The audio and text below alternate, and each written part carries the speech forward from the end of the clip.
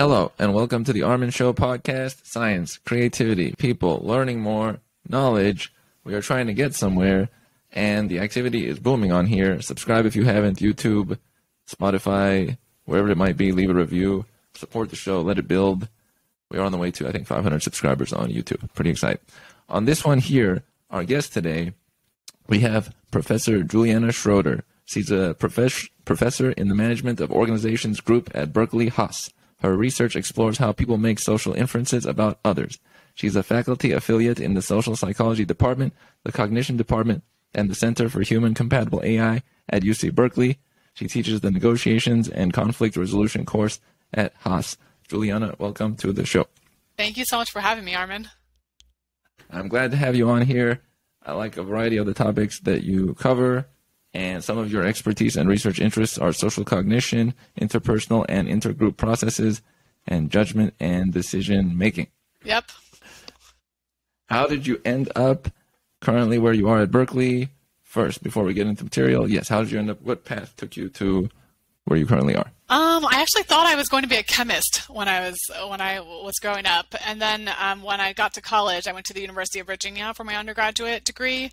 I took a psychology and economics class in my first year, and that was my first exposure to the social sciences, and I fell in love with the social sciences. I thought it was so fascinating to think about kind of the life of the mind, and so I decided I was going to be like a psych and econ double major. So I did that. I actually worked in economics consulting for a couple of years, and I thought, I want something with more autonomy where I get to ask questions about anything I find interesting in the world and then study it and run experiments on it to test it out. So I decided, okay, I should go to grad school to do that. So I went over to do my PhD with Nick Epley at the University of Chicago and some other really great social psychologists there like Ayelet Fishbach and Jane Risen. And I got really excited by the topic of mind perception. How do we think about what's going on in other people's minds? And so I ended up doing my whole PhD on that topic. And then I got the offer from UC Berkeley as soon as I finished the PhD. So I went right to Berkeley, and I've been here for the past 5 or 6 years. I recently got tenure here. That is cool. Yep. Nice job on the tenure. That's the whole path. Yeah, I gave you the whole thing. Thank you. This is a wonderful thing. How are you liking Berkeley, and is anything about it suited to you in some way? Yeah, I think I'm a really good fit here, which is, why they gave me the offer in the first place. So they have a really cool department in the business school. It's called the Management of Organizations group. And it's got like a small group of faculty who are like experts in like power and judgment, decision making, and like social cognition and nonverbals. And someone also studies like culture. So I kind of like fit at the intersection of all of these things. Like I think of my work as being like social cognition and culture. And so I think that my research kind of lines up with all the different faculty's research here. And then I'm also affiliated with a couple other groups at Berkeley beyond just at the business school. Like I'm affiliated with the psychology department and the cognition department, and a little bit with the computer science department as I've started directing this Psychology of Technology Institute. So it's like, I feel like I fit well into the broader community as well. Like the point at the Venn diagram where the three it's like parts meet. I'm at the intersection. Yes. That's cool. Not bad. Actually, on that point, what is one way that social cognition meets culture? How do they interact? Yeah, I actually think that my research on rituals is a nice intersection point there. So I've been studying from like an experimental psychology perspective, ritual and why do rituals emerge and what is a ritual, as that's actually been debated across the sociological and anthropological sciences for a long time. And then the experimental part comes in terms of thinking about, can we manipulate ritual in like laboratory settings or at least field settings, and then look up the actual causal consequences of ritual. So we've been doing that as well. And I'm happy to talk about some of that research if you're interested.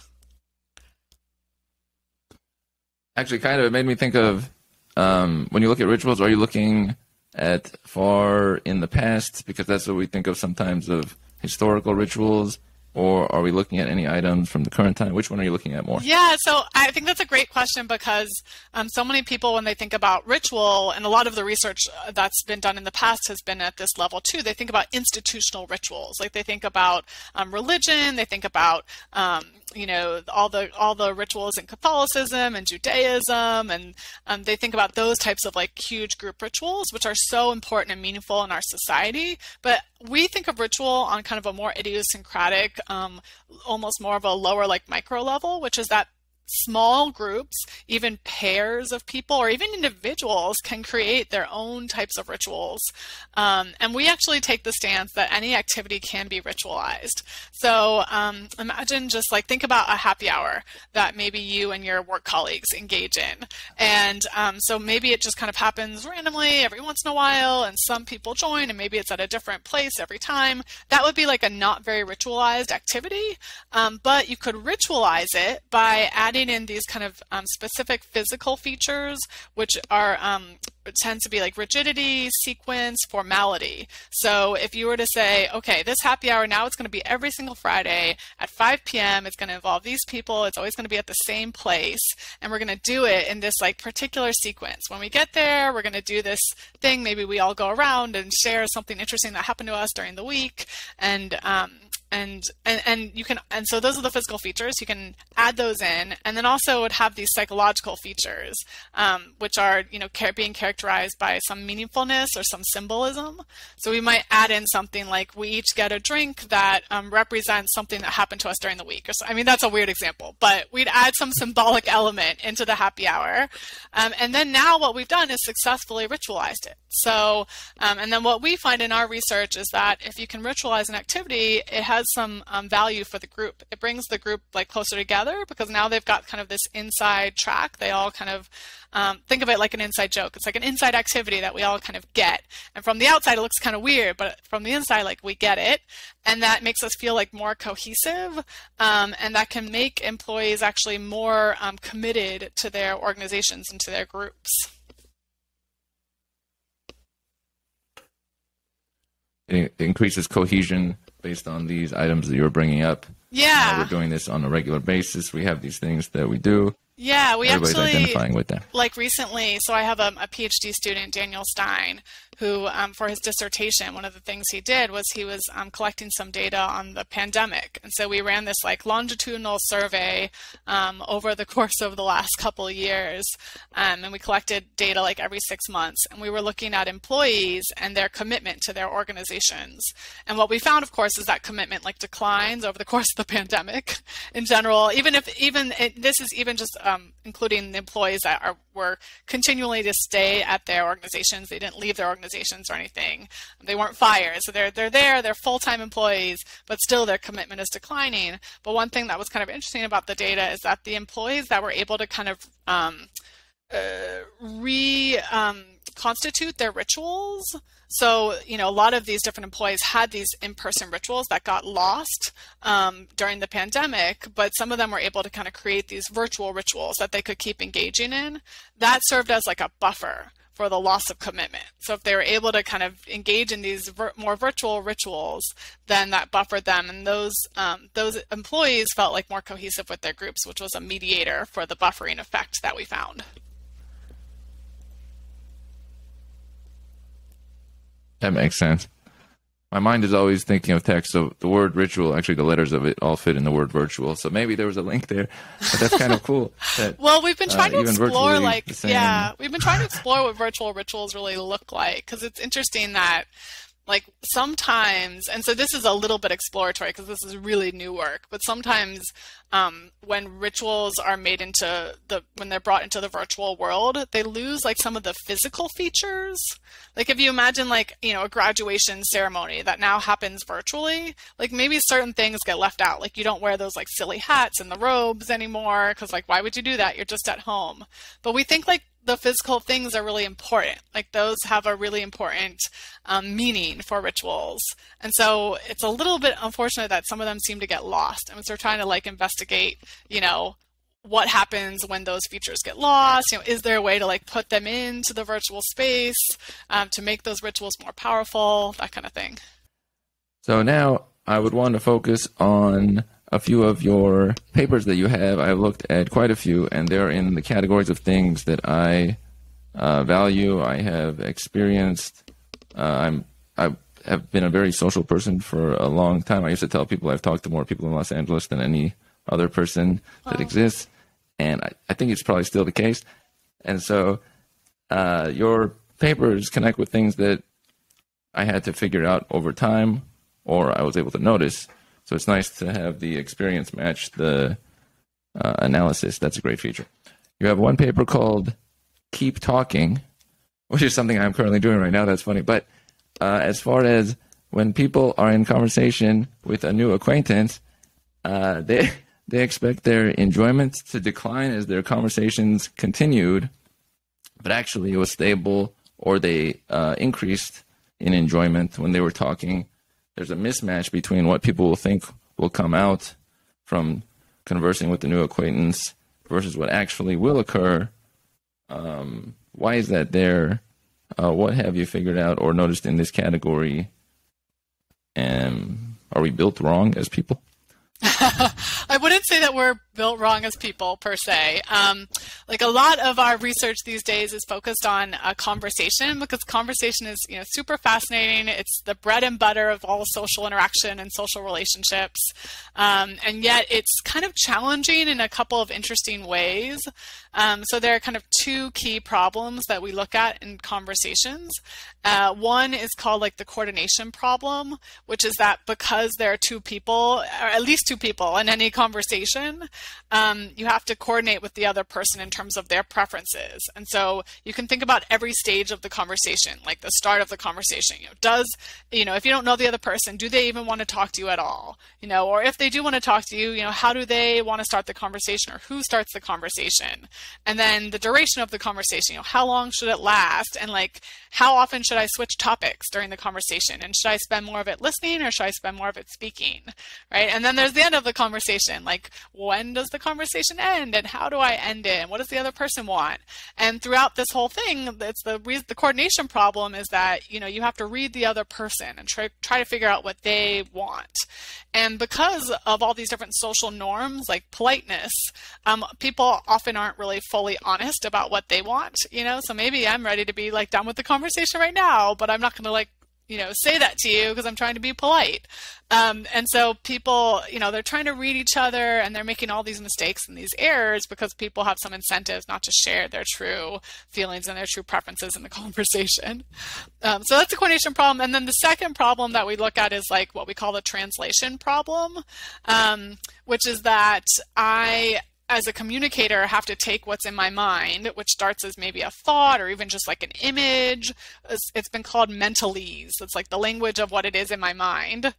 And then I have to translate that into verbal language. Maybe it's written or maybe it's spoken in a way that I think you as the audience member will understand, right? So I translate it and I have to articulate it, and I might do a good job of that in terms of it matches my mental content, or I might do a not so good a job of that in the sense that my verbalization might not perfectly match what's really in my mind.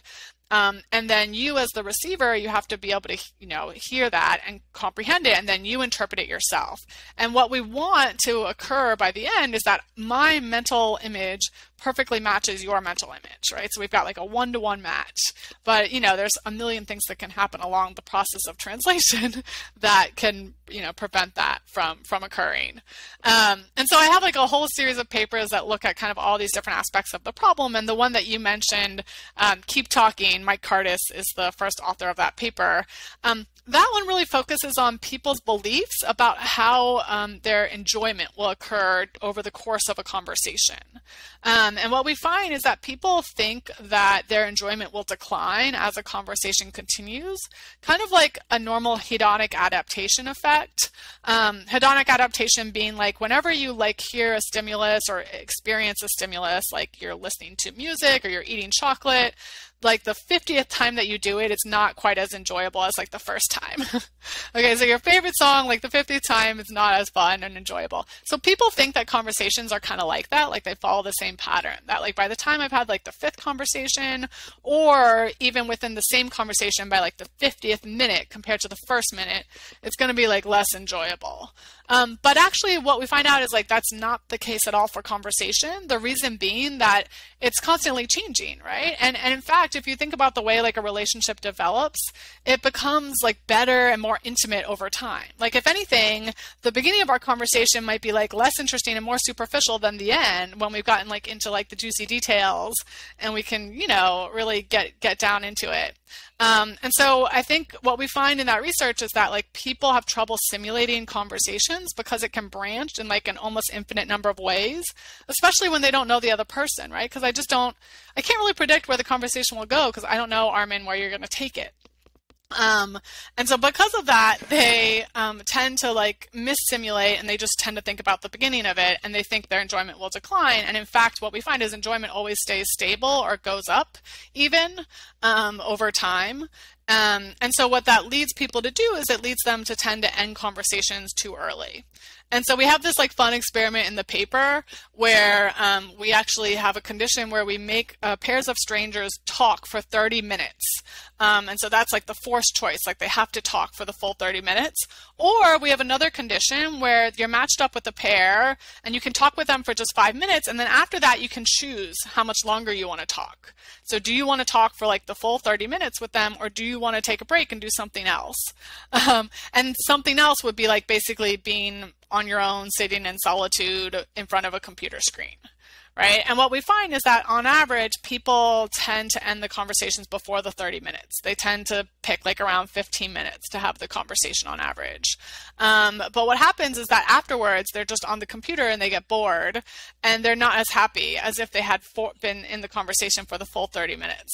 And so what we find is like when we actually force them to talk for 30 minutes, people report afterwards being happier and having more enjoyment than if they had their own free choice, in which case they make the wrong decision and end the conversation too early for their own enjoyment.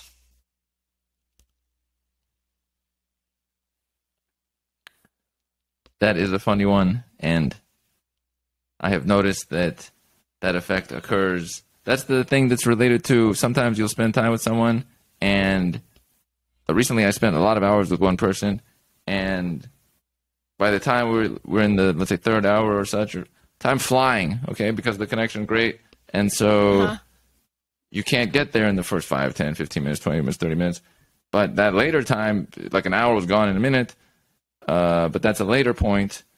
The beginning is not like that. You're warming up for that. That's obviously an extended form of it. But the one you're describing, I think, yes, that always is the case. That the coolest conversations I had, you had to roll into it. But the average individual, when they go into one, they do have that like, okay, and then, but it's sort of, there's like is there like a mindset of this will be like a customary thing and okay, and it's like a check off the box kind of deal. There's something, is it like a personality related item or not at all? We didn't find that it interacted that meaningfully with personality other than extroversion, which does matter here. More extroverted people have more accurate predictions about how the conversation trajectory will go compared to more introverted people, which we've actually found in a couple different contexts that even introverts, end up having these good experiences in the conversations, even though they don't expect to as much. I guess, what I think that research really points to is the idea that people may have a tendency to engage in shallower conversations or be more likely to kind of switch from person to person or just cut the conversation short in general because they're sort of failing to recognize how enjoyable it'll be over time.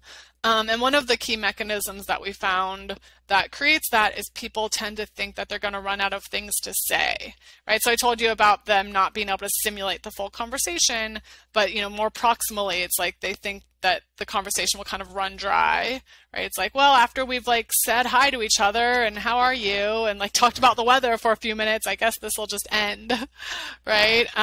We won't be able to continue.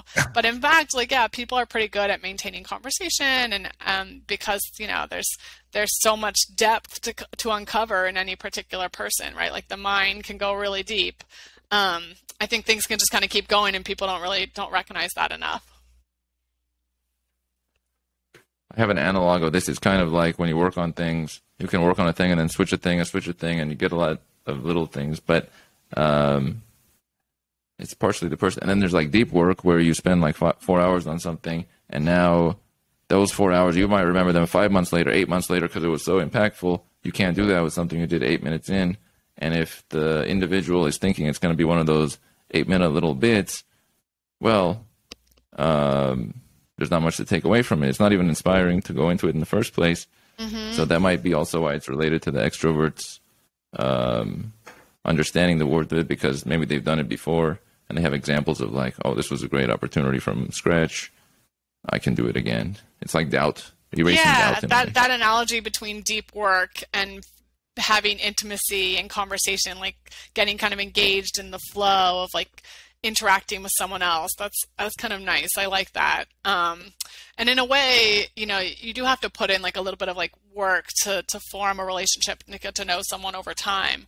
But I think that people have like a lot of fears about every aspect of the social interaction, the start of it, how long it'll continue, and so on, that are somewhat misplaced. And so if they could kind of put those aside, then they would reap a lot more benefit from kind of forming deeper relationships. And like something I've been turning over in my mind a little bit is, people's attention spans just getting shorter over time, especially with like the role of technology and like the way that we're consuming kind of social interaction, like via social media these days. And so, the idea of like putting in just like 30 minutes to like talk one-on-one with someone and get to know them, it sort of like goes against the way people live their lives these days, which is a little bit concerning to think about, honestly. Another line of work that I've been doing is thinking about how text-based interactions can be kind of dehumanizing, because they cut out a lot of like the key like visual and verbal information that you need to really get to know someone deeply. And so that kind of also gets back to the concerns of social media and how a lot of our engagement is happening over text, especially with people we disagree with, which I've done some work on as well. This is funny, and a topic that I think about quite a bit.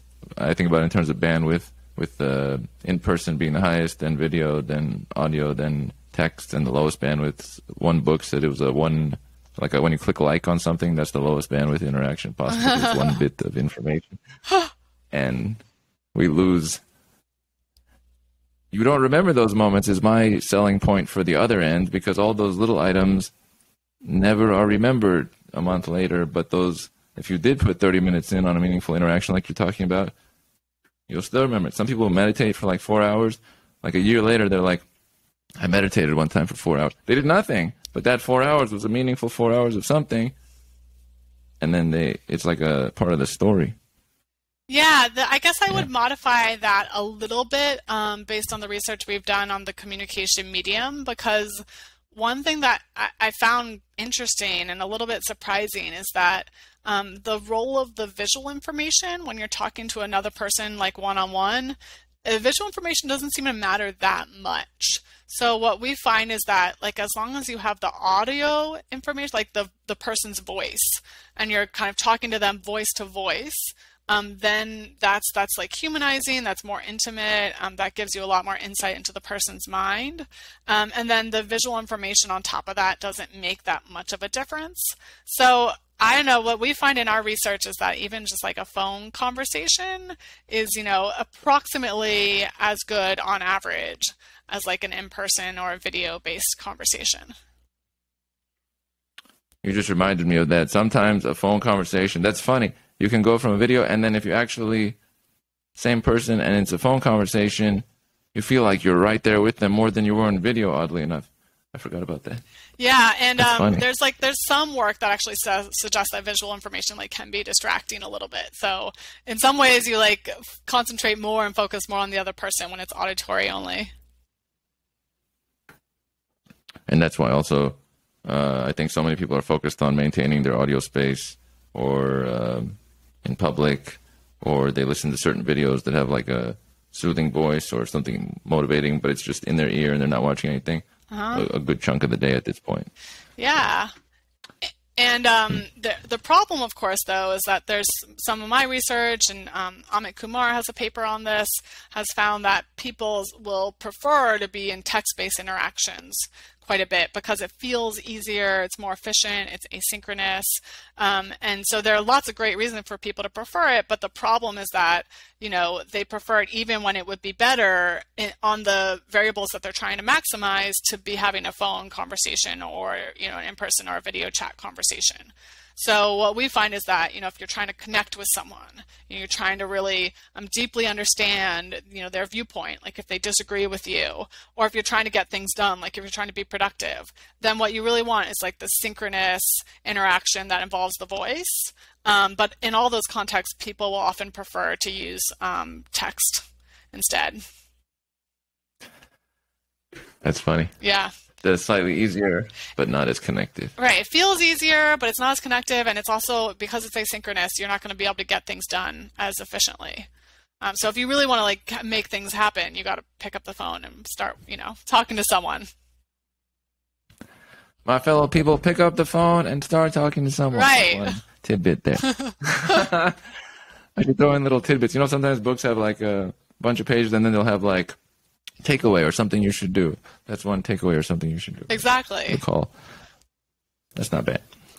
Now, moving to an alternate paper of yours, you have one called Hello Stranger, which was a theme of like 7 years of my existence or more. I'm just giving a rough number, but connecting with people you didn't know beforehand and the thoughts that we have when we do it. It makes people happier when they do it. This is from the paper description. But strangers in close proximity often ignore each other. And so there's expectations that come into play beforehand. And people predict that trying to have a conversation would be less pleasant than actually having one because they anticipated that others would be uninterested in talking. There's a little bit of this doubt. There's a common kind of a theme of like doubt beforehand, before trying. What can we speak to about Hello Stranger and reaching out to someone unknown and avoiding conversation when it would be pleasant? Yeah, this was one of like the first papers, the first big paper that I wrote when I did my PhD. And what we thought was interesting, the idea here was that there's so much work that shows that social connection is a really important part of the human experience, that humans are really built to be social, and that's what, that's how we get our happiness, and that's part of what makes us physically healthy is to have these good social connections.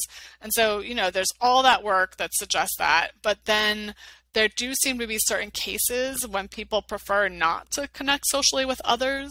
And one that we found really interesting was like when people are surrounded by strangers, like on public transportation or in waiting rooms or, in the line for the checkout. And so those are contexts where, people might be like actually bored, they don't have anything else good to do, and yet they choose like not to engage with others. So this phenomenon of like not talking to strangers, why does that occur? Why don't people engage more with others? And we thought, maybe people don't really understand that talking to a stranger could actually be pleasant for them. And so we ran all these field experiments on like buses and in taxis and trains, and we've done it on the BART stations in California. And what we wanted to do was like we randomly assigned people to like talk to a stranger in those contexts, or just be in solitude, or just do what they would normally do, which is typically being in solitude. And what we find in those like field experiments is that the people that had to talk to the stranger for the study reported that it made them feel happier than the ones who were in solitude or just did whatever they wanted, which was being in solitude. And what was interesting is that people predict the opposite. So they predict that talking to a stranger will make them the least happy, and they'll have the least enjoyable experience and also like the least productive experience and things like that. And so they're actually totally wrong. They like get the pattern completely wrong of what actually happens.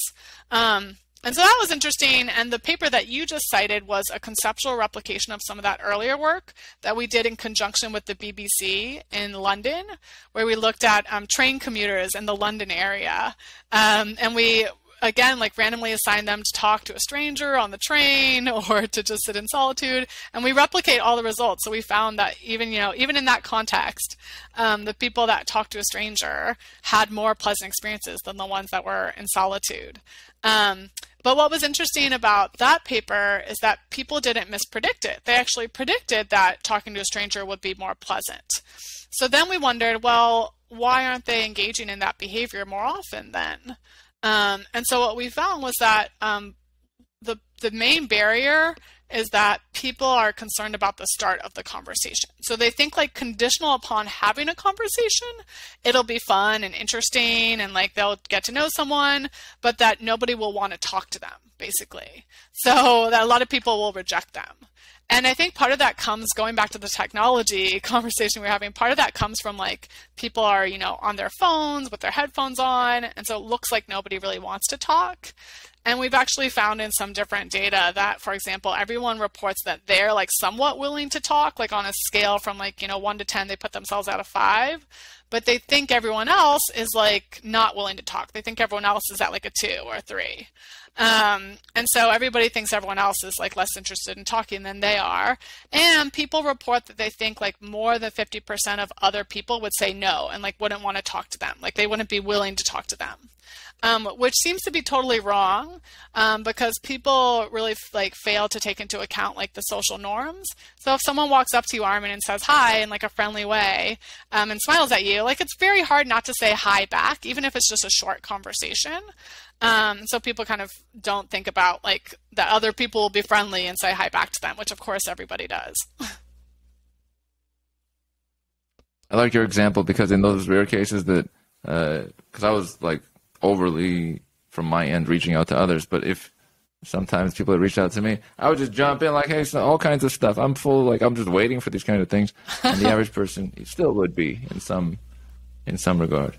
Yeah, everyone's like somewhat willing. They kind of put themselves at the middle of the scale, but everybody thinks everyone else is less interested. It's actually what we call like a form of a pluralistic ignorance, which is that people are observing from others' behavior that others are not talking, and then they assume that means something about other people's attitudes. So they assume that means that other people don't want to talk. But it doesn't necessarily mean people don't want to talk. What it might mean is like the norms. Like the norms are that you kind of stay to yourself and stay quiet, and so that might be a reason why people aren't talking. Or maybe they're not talking because they're, looking at something on their phone, right? But that doesn't mean that they don't want to talk necessarily. So it's kind of an inadvertent assumption about attitudes from behavior. I like that description. One thing that just came to my mind is that I think about it this way, that some of my socializing, or a good chunk of it, was in even though it wasn't that long ago, I would call it a different moment than this current moment. If we go back 5, 6, 7, 8, 9, 10 years ago, before a lot of the social proliferation of kind of comparison and hefty numbers and all this. And so that, combined with my sort of natural nature, gave me a little bit of experience that I don't think you can replicate as easily today. And then every year, the last 3, 4 years, I've been thinking to myself, it almost feels like a good chunk of people have been left out of, like, it would be more difficult to do the same thing that they could have done 8 years ago socially. And now, even with more information, like the feeling is against them, the doubt is heavier on them, the comparison is more on them. And so how does one counter that? Does anything come to mind that can counter, even if the facts are there for them, if the feeling is like heavier than the facts for them to try things or reach out? Is there any counter forces that can be there? Yeah, I think that's interesting. Like, that's a question we've been tackling a bit, which is sort of about learning. So, imagine that you read this paper and you think, oh, so people actually are willing to talk to me. Or you have one experience, like you talk to someone and you have a pleasant experience, like they talk back to you. Does that mean that you're going to update and that the next time you have a conversation that you'll feel less concerned? And I don't really know the answer to that. In fact, in some of our experiments, what we've done is we've asked at the end of the day, after we had people engage in a conversation, at the end of the day, now do you think you're going to talk to someone again? Are you going to do it another time? And in one study, we found that it didn't change people's likelihood of doing that. Even if they had a successful conversation, they didn't report being any more likely to try to talk again. Perhaps because they were thinking, oh, maybe this was a unique experience, and they're not thinking that it would generalize to other experiences. And then in another context, this was actually the London studies, people did report like, yeah, I was pleasantly surprised and I am going to try to talk again. So I'm not exactly sure how people learn from it. And I do have that sense, Armin, I share your intuition that it's kind of hard, even when you kind of rationally know, like, okay, maybe people are willing to talk, it's kind of hard to overcome kind of this intuitive fear that like this person is going to reject me. And so, you know, I don't know if like it's enough just to have a rational knowledge to kind of overcome your hesitance and be willing to talk to people. I don't know if that's enough. I think more research needs to be done on that. That's cool. The rational, sometimes, yeah, the rational it might not be enough to tip the scales for many individuals. Right. And actually, like Gillian Sandstrom and Liz Dunn, those are some other researchers who have been studying this for a while. And one of the things that they're trying to do is play around with like different interventions to get people to feel more comfortable talking with each other. So they have like one study where they looked at, you know, people wearing wristbands, like a green wristband versus a red wristband. And the green wristband means like I'm open to talking. You know, the red wristband means I'm not as open to talking. And so, you know, maybe that would be a bit of an intervention. So if you see people with green wristbands, now you feel really comfortable starting the conversation. But then again, maybe that would backfire because if people predict that it'll be not as fun as it actually will, then maybe people will tend to choose the red wristband even though they should be choosing the green wristband. So I think the verdict is still out based on some of what she's told me about that research. What you're mentioning there, automatically my mind goes to the fact that let's say for a friend of mine, music festivals are a walking green wristband. Once they get into the mesh with everybody and the music is going on in some form, it's as close as it would be to that, where they're like, okay, all right. And I think there are different groups I'm now thinking of that they have a green wristband. It's not a green wristband, but it's an item. And when those things are in place, suddenly they can go back to, okay, I'm good to go versus how I am 94% of the time.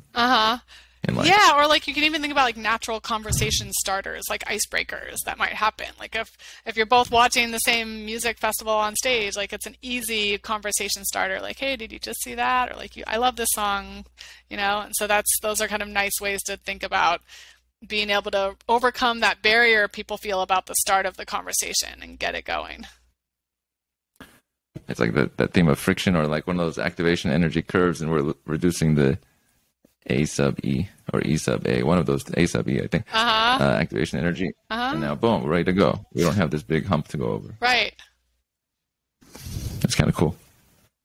That's funny.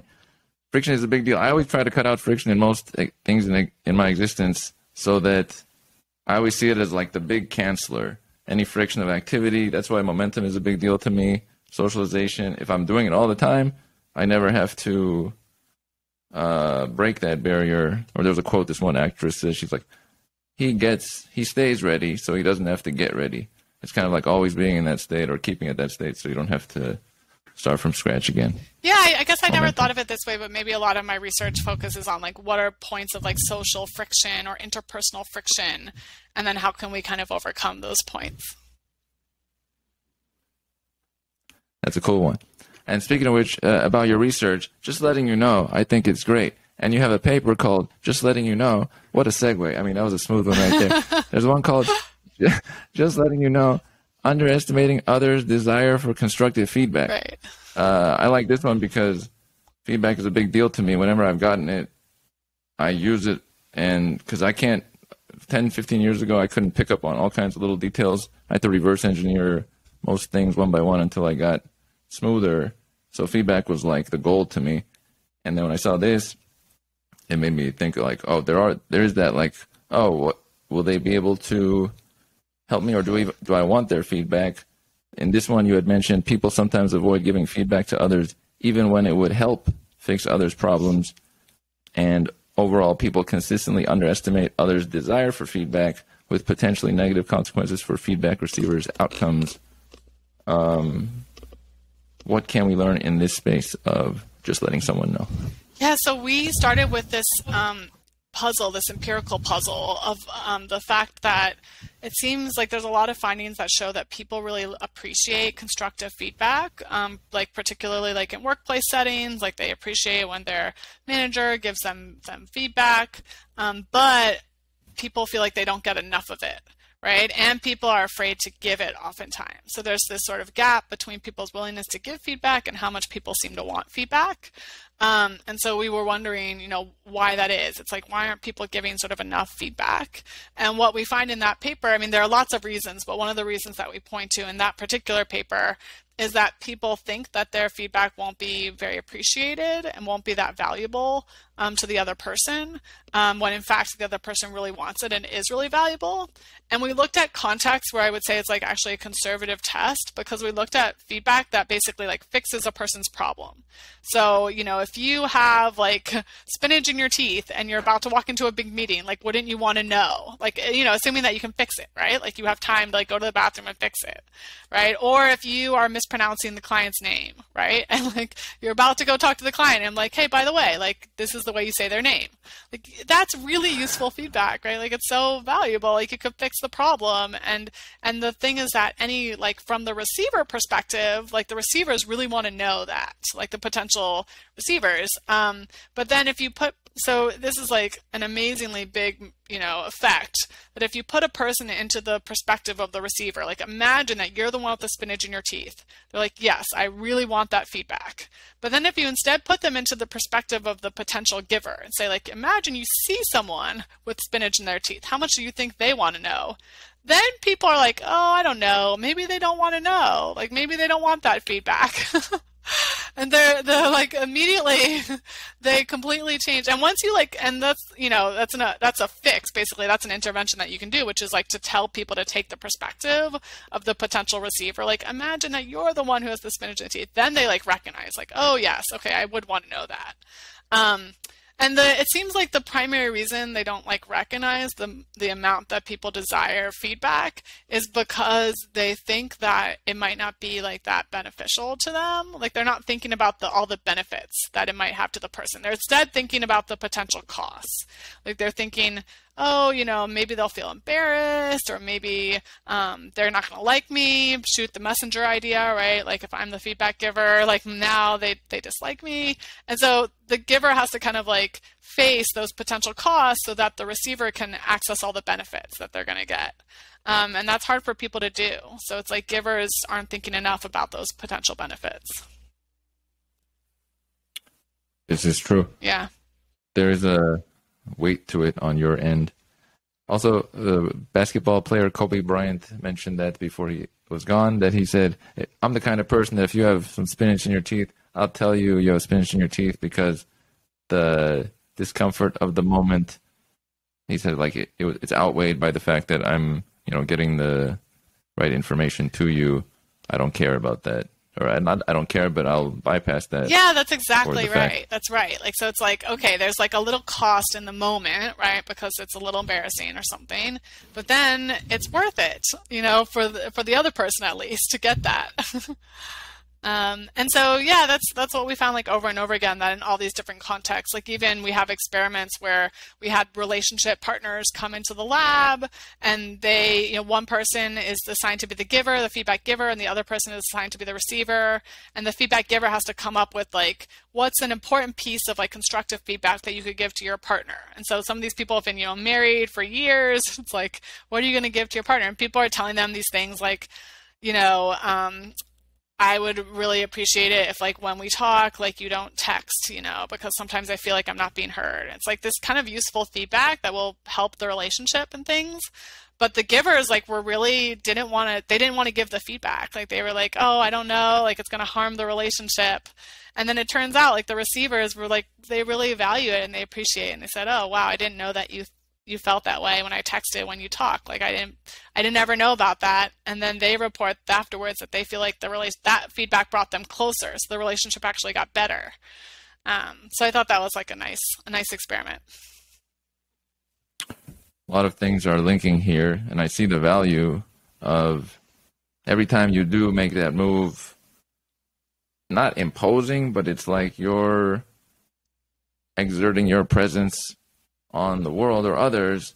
I think it's great because you're taking into account your reality. I've always said this to people I know, that people from the past who no longer exist and people in the future who haven't been born, they can't move their arms, but I can move my arms for this period of time. I can do other things. We have moments to do things. So to pass that up is like, it's something odd about it, because a person from 1,000 years ago doesn't take a risk. I can also not take a risk. It's not really setting me apart in any way for being alive in a way. And then it also relates to something you are reviewing, which is empathy, because these all kind of link. Mind perception and empathy and understanding others' viewpoint is a really important link. I wanted to go into what you are looking at currently in relation to empathy, or what people can do to apply empathy into their existence. Yeah, that's interesting that you should say that. Like, we just came out with a paper that looks at people's willingness to help others. And one of the findings there is that people for themselves, they really focus on like their psychological needs as well as their physical needs. Like, they think about the fact that they care about meaning and purpose in life and they need autonomy. But when they're thinking about helping others, they don't think about those more psychological aspects. They think more about the physical things. And so when you think about like unhoused people or people that, former criminals, like trying to reintegrate into society and stuff, like one of the biggest things that people tend to do to help is like they want to like give them like cans of food and like, for homeless people, it'd be like shelter and things like that, which, it's great. Like those are physical needs that people have, but they fail to think enough about all the psychological needs, like social needs and things like that. And in fact, what we found in some of our studies is that people really want things that give them autonomy, like cash equivalents, like gift cards or just cash, because they can spend, they can save that money, they can put it towards education. There's so much more flexibility in terms of what they can do with that. And, although they still appreciate like cans of food, that's not really the number one thing that they want. Nobody ever says that's like the number one thing that they want, right? And yet, like, that's usually the thing that they're getting. They're usually not getting the cash. And so, there's basically two reasons. So one is the one I talked about, which is that people don't think enough about other psychological needs. And so in that sense, they're not really kind of having empathy for their full situation. And then the other thing is that people tend to be paternalistic, especially to those that, they don't know as well, or who they think have like weaker mental capacities.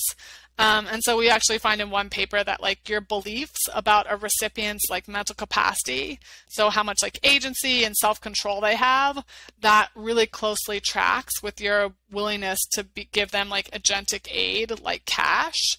And so if you tend to think of them as like not really having great self-control, then it's like, of course, I'm not going to give them cash. Like, I'd rather give them the can of food, right? And so, that's kind of interesting. It relates tangentially to the idea of empathy, sort of shows a context in which people don't have perfect empathy, I think. It's like a case of somewhat missing the concept. The person's like, I just have more cans. I'm getting all these cans of things. Right, all this food. Yeah, people like cans of beans. It's like they get a lot. And then the person maybe giving could think more of like, checking in. That's one of the great connectors for empathy. It's like, could you let me know more of what you're looking for? Then you meet them where they are, versus like, I'll just throw out this and hopefully they were at the same level meeting point. Right. Linkage. I will say this, though I would like to, that will be saved for a future moment in time. In the current moment, I am glad to have covered these specific papers and the topics in them. I've got to run too, but this was a good conversation. In the future, maybe back on the show, but in the current one, Professor Juliana Schroeder, I would like to thank you for having joined and given us all quite a bit of knowledge in a category that means a lot to myself. Thank you. It was really fun to be on. Very cool. And we are out.